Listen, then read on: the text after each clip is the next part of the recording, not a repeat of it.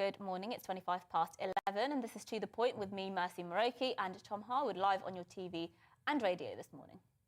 Now, location presenter Kirsty Allstop says that young people should give up their luxuries, such as Netflix and gym memberships, and move somewhere cheaper if they want to own a home in today's market. Well, Kirsty bought her first property in 1993 at the age of 21 with family help. Her father, I know, there's always that, isn't there? Her father is Baron Charles Allstop, and back then, the average house price in the UK was about £51,000, and average salary was around £17,000, so 3 times the annual salary was the price of a house. Today, the average house costs around 10 times the average salary. Well, that's a pretty extraordinary statistic and particularly pernicious in some of the big cities in this country. But joining us now to discuss all of this is Freddie Poser, Social Media Officer for Priced Out UK, a volunteer-run campaign group for affordable housing. Welcome to the programme, Freddie. Is there any truth? Can we find any redeeming feature of what Kirsty Allstop was trying to say? Surely there is a logic to some extent of people needing to make do and mend, to reduce what they spend if they want to try and save up for something. Is that not a reality?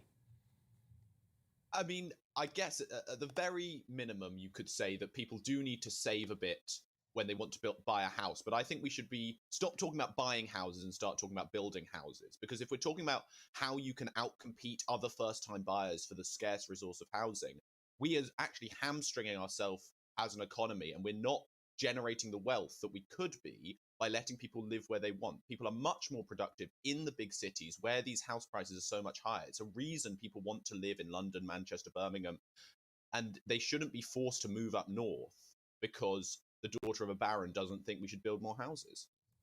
When you put it like that, that does seem to make sense. But I've seen another argument, really, about how high house prices in cities actually hurts left-behind areas, hurts other parts of the country, because what you get is this brain drain problem, where the only people who can afford to move out are those who are going to go to the higher jobs. So in some areas that are described as left behind in the United Kingdom, you get a surplus of cheaper labour, and that drives down wages in those parts of the country that aren't the big cities. So really, this hurts both ways, doesn't it? Yeah, absolutely. And I think that one of the key things that maybe we can all agree on this show is that, you know, the market is actually really good at allocating scarce resources, and by artificially constraining the supply in big cities, we're not allowing the market to do its job. So we'd all be a lot wealthier if people could live where they would be most economically productive. And it would help not just the people in London who are lucky enough to live in London, but people across the country. Because as you say, there'd be less of this more ability for people to live where they can earn more money, but also more money for things like the NHS, social care across the country, because we'd be widening our tax base. To build houses in this country. I mean, lots of people who've been to Manchester recently, lots of people walking around the country might have seen some big developments and think that there's actually quite a lot of house building going on right now. Does it meet demand? Well, it absolutely does not meet demand. We haven't built enough homes for about 30 years. We know that we need to build at the very least 300,000 homes a year, and we're just simply not doing that. We're also not building homes necessarily in the right place. Oh, we seem to have lost Freddie there. That is a big shame, because I think this is such an important discussion, particularly for younger people. You know, I do have to say, I think we've got him back actually, but I do have to say I agree with Kirsty more than I disagree, because I have seen it on my friends. You know, I had a friend, one of my best friends, you know, he graduated from university, not with a good degree. He got a 2-2. I mean, he had to really work his way up. But eventually, he ended up buying a 4-bedroom house at 25 odd. But he moved to Newcastle, where it was, you know, under £200,000, because he was able to save that deposit. He wouldn't have been able to afford anywhere else. Well, let's put that point to Freddie now, because I think we can have him back on the programme. Some people who do work very, very hard and save up a lot, they are able to get their foot on the property ladder. Is that not a redeeming feature of our system right now? But it would be the redeeming feature of any system that built enough homes as well. The fact is that, yes, a couple of people are able to get they're lucky and they work hard, and through a combination of both, they are able to get their foot on the property ladder. A lot of the time, it includes examples like Kirsty, who are able to be either live with parents and or get money from their parents to save up for that deposit.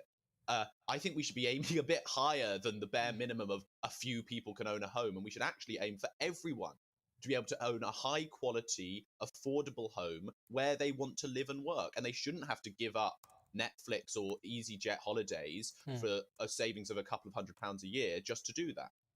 And I think it's really important here to emphasise the difference in the growth of the price of houses and the growth in wages. Yes, both have risen in the last 40 years, but in the last 40 years in London alone, the average house has increased in price by £2,100.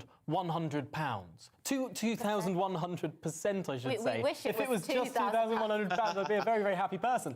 No, but 2,100%, that's extraordinary. Wages haven't risen by anything like the amount. So the ability of people to buy now is so different to what it was just a few decades ago.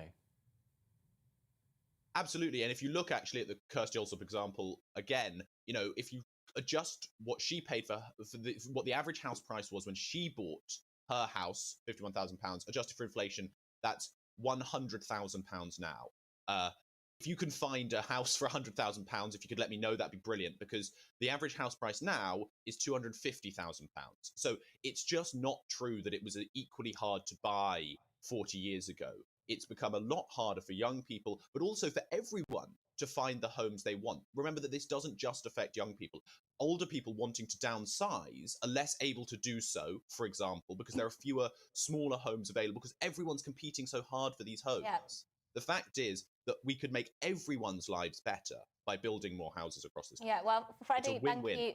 thank you for that good note to end it on. Freddie Poser, their social media officer for Priced Out UK, campaigning for affordable housing.